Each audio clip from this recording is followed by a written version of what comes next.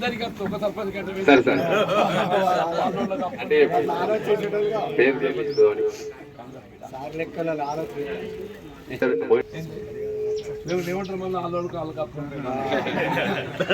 మీరు అట్లాంటి ఆలోచన చెప్తున్నారు.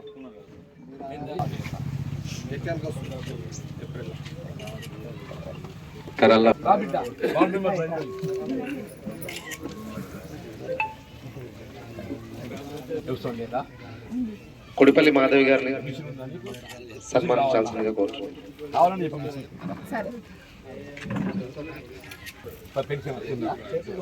కోఆప్షన్ సభ్యురాలు విజయలక్ష్మి గారిని మన గ్రామ cooption member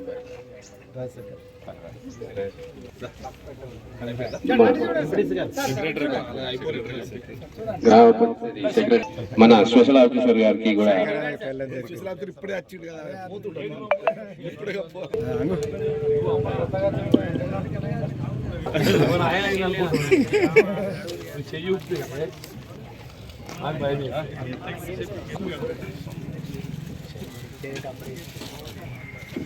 thank you sir.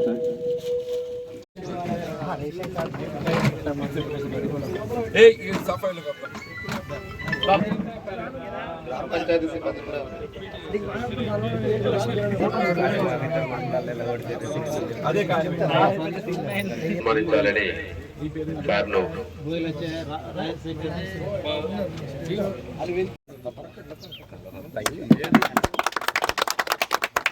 ఇప్పుడు 5 సంవత్సరాల కొరకు ఎంపికైనటువంటి స్థానిక సంస్థల ప్రజాప్రతినిధులు, గ్రామ పంచాయతీ మరి పాలక మండలి పదవీ కాలం ఏదైతే ఈ రోజుతో ముగుస్తుందో మన తిమ్మాపురం గ్రామానికి చెందినటువంటి గ్రామ సర్పంచ్ గారి సోదరి అంటే లక్ష్మణ్, మీరు రమ్య లక్ష్మణ్ గారు, అట్లాగే ఉప సర్పంచ్ మోహన్ రెడ్డి గారు, మరి పాలక మండలి సభ్యులు మహేష్ గారు, ఇతర వార్డు సభ్యులు, ప్రత్యేక అధికారిగా నియామకం చేయబడినటువంటి అరుణ్ కుమార్ గారు, ప్రధానోపాధ్యాయులు, బ్లాక్ కాంగ్రెస్ అధ్యక్షులు నందన్న గారు,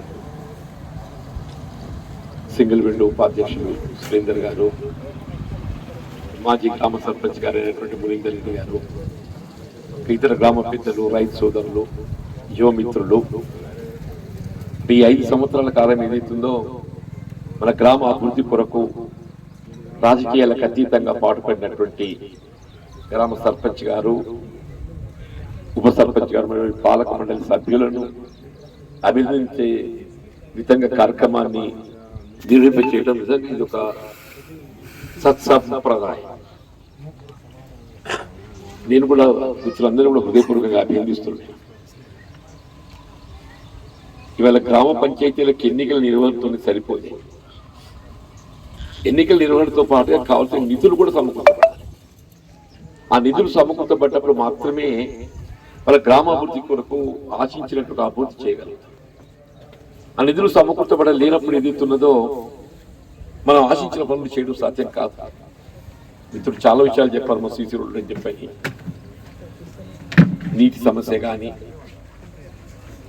ఇతర ప్రధాన రహదారులే కానీ, వీధి దీపాలే కానీ, ఇవన్నింటి నిధులతో కూడుకున్నటువంటి ఒక అంశం అని చెప్పండి. ఈ నిధులు ప్రభుత్వం సమకూర్చాలి.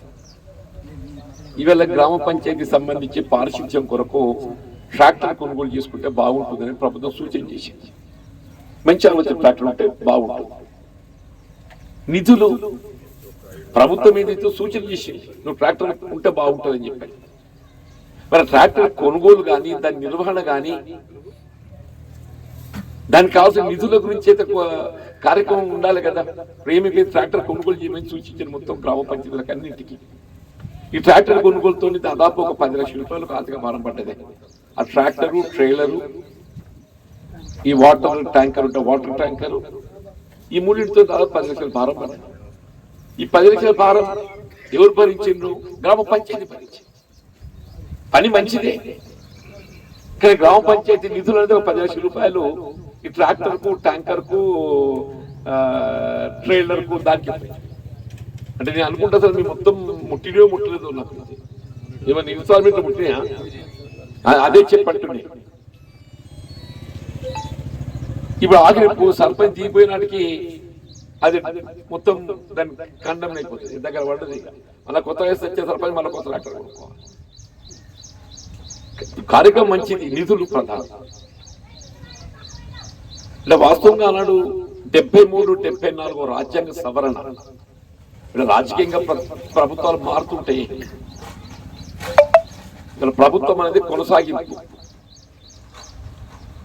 ఒక ప్రభుత్వం ఇవాళ గతంలో టీఆర్ఎస్ ప్రభుత్వం ఉండే, అది పోయి కాంగ్రెస్ పార్టీ వచ్చింది. కేంద్రంలో గతంలో కాంగ్రెస్ ప్రభుత్వం ఉండే, అది పోయి ఎన్డీఏ ప్రభుత్వం, భారతీయ జనతా పార్టీ అతను వచ్చింది. తెలియదు, ప్రభుత్వాలు మారుతుంటాయి.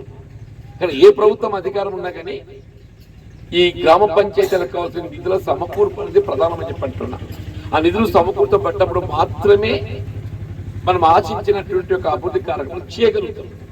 మనం ఆశించిన గ్రామ స్వరాజ్యాన్ని సాధించుకోగలుగుతాం. దానికి సంబంధించి 73, 74 రాజ్యాంగ సవరణ అప్పుడు రాజీవ్ గాంధీ గారు ప్రధానమంత్రి ఉండగా ఏదైతున్నదో, స్థానిక సంస్థలకు ఎన్నికలు నిర్వహిస్తేనే సరిపోదు, ఎన్నికల నిర్వహణతో పాటుగా ప్రత్యేకంగా ఢిల్లీకి వెళ్లి గ్రామానికి నిధులు సమకూర్చబడాలని చెప్పని రాజ్యాంగంలో పొందుపరిచింది. దాని పర్యవసానం ఏదైతుందో దాని ఫలితం ఇవాళ ఇప్పుడు మిత్రుడు పేర్కొన్నట్టు ఏదైతుందో మహేష్ చెప్పిండు, మా కేంద్రానికి నిధులు రావడంతో ఈ మాత్రం కొద్దిగా కాల్ చేసి ఆడించడం చెప్పి వాస్తవం చెప్పండి. ఇది రాజ్యాంగంలో పొందుపరిచింది. ఇవాళ గ్రామ పంచాయతీలకు ఎన్నికలు నిర్వహించడం సరిపోదు, నిధులు కూడా సమకూర్చాలి. 13th ఫైనాన్స్, 14th ఫైనాన్స్ ఉన్నది, ఇది అందరూ పొందుపరిచింది. తదుపరి యూపీఏ ప్రభుత్వం 10 సంవత్సరాలకు సోనియా గాంధీ గారు యూపీఏ చైర్పర్సన్. నిజంగా అందరం అంటారు విదేశీ వనిత అని చెప్పి, విదేశీ వనిత మనల్ని కట్టుకోవడంతో ఏదైతుందో మన భారతదేశమైంది. కానీ ఆమె రూపొందించిన కార్యక్రమం ఇవాళ చెప్పంటున్న జాతీయ గ్రామీణ ఉపాధి హామీ పథకం అనేది మొత్తం దేశంలో గ్రామీణ ప్రాంతానికి ఒక వరం లాంటిదని చెప్పండి, ఒక వరం లాంటిదని చెప్పండి. వీళ్ళ గ్రామాలలో వ్యవసాయ కూలీలకు పని లేని సమయంలో పని కల్పించాలి. వ్యవసాయం 10 దినాలు ఎప్పటికీ ఉండేవి, కేవలం కలుపులు, నాట్లు, ఇతర కొన్ని సమయాలలో పనులు ఉండేవి. మరి వ్యవసాయ కూలీలకు పని కల్పించాలి అనేటువంటి ఒక భావనతోని ఈ పనికి హామీ ఉపాధి పథకాన్ని ప్రవేశపెట్టడం జరిగింది, మంజూరు చేయడం జరిగింది. ఇందులో మీరు ఎవరన్నా కానీ చదువు లేదు, సంధ్య లేదు, ఆంక్షలు ఇవ్వు, నాకు పని కావాలి అని చెప్పని ఎవరు పేరు నమోదు చేసుకున్నా మీ 15 రోజుల లోపల మీ పని చూపెట్టే బాధ్యత ఏదైతుందో వీళ్ళ ప్రభుత్వం మీద ఉందని చెప్పండి. ఎవరన్నా కానీ చెప్పి ఇప్పటికి చెప్పండి, ఇక్కడ జాబ్ కార్డు ఎన్ని ఉన్నాయో నాకు తెలియదు, కానీ జాబ్ కార్డ్స్ లేనటువంటి వాళ్ళు ఇంకెవరున్నా కానీ మీ పేరు నమోదు చేసుకొని మీ పని చూపెట్టే ఒక బాధ్యత మన ప్రత్యేక అధికారి గారు అరుణ్ కుమార్ గారు తీసుకుంటామని చెప్పి. కానిస్టేబుల్ ఉద్యోగాలు 15,000 ఇవ్వాలి, ప్రకటన ఇచ్చింది. ఇవాళ ఇచ్చాడు 15,000. అక్కడ చెప్తున్నా ఇవన్నీ చేయవలసిన పనులు ఎవరైనా చేయాలి. బాధ తెలంగాణ ఎందుకు తెచ్చుకున్నావు? నువ్వు తిని పండు అడగా నీకు వస్తుంది తెచ్చుకున్నావా? మీ అటువంటి వాళ్ళు ఏదైతుందో పోరాటం చేసి ఉద్యమం లోపల ఏదైతుందో ప్రాణాలు త్యాగం చేస్తే తెలంగాణ వచ్చింది. మా అటువంటి చేపట్టొచ్చిందా? మేము అనుభవిస్తున్నాం. ఇవాళ నేను ఎమ్మెల్యే అవుతున్నా, నేను మంత్రి అవుతున్నా, నేను ముఖ్యమంత్రి అవుతున్నా, పార్టీ రాజకీయ నాయకులు మీ అటువంటి వాళ్ళకైతే నౌకర్లని ఇద్దే కనీసం అది ప్రాధాన్యత ఇవ్వాలి. కాబట్టి ఈ 2 లక్షల ఉద్యోగులు సంవత్సర కాలంలో భర్తీ చేసే విధంగా కార్యక్రమం రూపొందించి అమలు చేస్తుందని చెప్పండి. పబ్లిక్ సర్వీస్ కాన్స్టిట్యూట్ చేయబడ్డది. ఏదైనా ప్రభుత్వం అనేది కొనసాగింపు రాజకీయ పార్టీ ఆలోచనలు ఏ విధంగా ఉన్నా కానీ అది వాళ్ళ బాధ్యత. వీళ్ళ కేంద్రంలో మోడీ గారే కానీ, గతంలో కేసీఆర్ గారే కానీ, అంతకుముందు సోనియా గాంధీ కానీ, ఇవాళ రేవంత్ రెడ్డి ఎవరైనా ప్రజల కోసం పనిచేయాలనే ఆలోచన విధానం అని చెప్పంటున్నాను. నేను కూడా చెప్పంటున్నా, నా అదృష్టం 40 ఏళ్ళు అయిందే, నా అంత అదృష్టం దెబ్బలేడా. నేను మొన్న చెప్పిన ధరలు చెప్పింది, మొత్తం తెలంగాణ రాష్ట్రం నా అన్నిసార్లు గెలిచిన ఎమ్మెల్యే ఎవరు లేడు, నా అన్నిసార్లు ఓడిపోయినాడు కూడా ఎవరు. నేను 6 సార్లు ఎమ్మెల్యే గెలిచిన, ఒకసారి ఎమ్మెల్సీ గెలిచిన, ఎమ్మెల్యే 5 సార్లు ఓడిపోయింది, 2 సార్లు ఎంపీ ఓడిపోయినా. లెక్క 5, 2, 7, అది 7 లెక్క నిండింది అంటే కథ చెప్పింది నేను. అంటే ప్రజా జీవితం అనేది రకరకాల హోదాలతో ఉంటుంది బాబు. కేవలం ఎమ్మెల్యే గెలిచిన పని చేస్తామని చెప్పడం కరెక్ట్ కాదు. అందరూ ఎమ్మెల్యేలు కాలేరు, అందరూ ఎమ్మెల్యేలు కాలేరు. ఎమ్మెల్యే ఎవడో కూడా అయితే 100 కోటికి అంత మాత్రాన ఎమ్మెల్యేతోనే పని అయితే ఎమ్మెల్యేనే కావాలనుకుంటే కూడా కాదు. మీరు కూడా యువకులు ఉన్నారు చెప్తున్నారు, మీ హక్కుల కోసం మీరు పోరాటం చేయాలి. ప్రభుత్వ విధానాలకు అనుగుణంగా మీరు కార్యక్రమం అమలు చేయబడే విధంగా ప్రభుత్వం ఒత్తిడి తేవాలి.